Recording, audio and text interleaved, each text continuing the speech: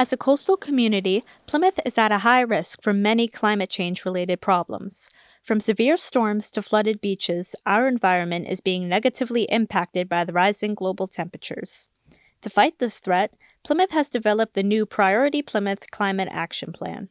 One of the first phases of this plan was to get Plymouth designated as a green community, which the town accomplished in early 2023.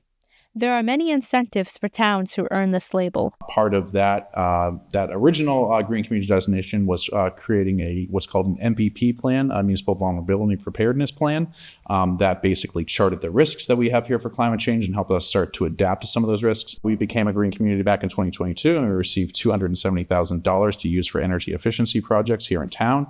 From there, the town created a plan and decided on their areas of focus. And there are 5 main sectors that we're focusing on: transportation, waste, buildings, energy and infrastructure, natural systems, and health, safety, and preparedness. Input from community members is essential to keeping Plymouth on track. But a big part of the Climate Action and Adaptation Plan is community engagement. A big part of that is working with the Climate Action Net Zero Committee. The Climate Action Net Zero Committee, or CANS, is a local organization that aims to advocate for climate adaptation actions and the reduction of greenhouse gases in Plymouth. A variety of perspectives from around Plymouth were taken into account when creating the committee's goals. It was a holistic process. We wanted to make sure that we heard from every corner of Plymouth of what they thought should be in a climate adaptation and resiliency plan. The key goals are to reduce GHG emissions and to lay out a roadmap where Plymouth can have a set of projects that we can ensure resiliency and adaptation. The plan has already led to positive changes around Plymouth, some of which can even be seen here at North. Some of the immediate projects that we're doing, all of you have heard about putting solar arrays on key places in Plymouth. That project is just starting up. One of them will be on Plymouth North. Thank you, Plymouth North. Not every change has to be made on the government level.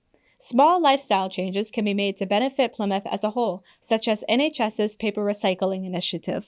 I mean, there's anything from reading labels carefully to see where your food comes from, to selecting clothing that's been recycled. Maybe it's a cool thrift shop that you go to instead of buying fast fashion, to really trying to cut back from those hamburgers and red wheat, because it uses a lot more energy and resources to make a hamburger than to just have a nice piece of fish. Just like individual action, environmental education furthers the goals of Priority Plymouth. I think that both formal education in schools and colleges, but also just public education, which is what some of those programs, including the Green Communities Act, try to do, is more of a public education and outreach. But both of those together are right at the top. Priority Plymouth is on track to ensure a sustainable and resilient future, preserving key areas of Plymouth, such as its beautiful beaches. Consider how you can help Plymouth make waves in the fight against climate change by volunteering with the town or attending a CANS committee meeting. Reporting for PNN, I'm Maeve Geary.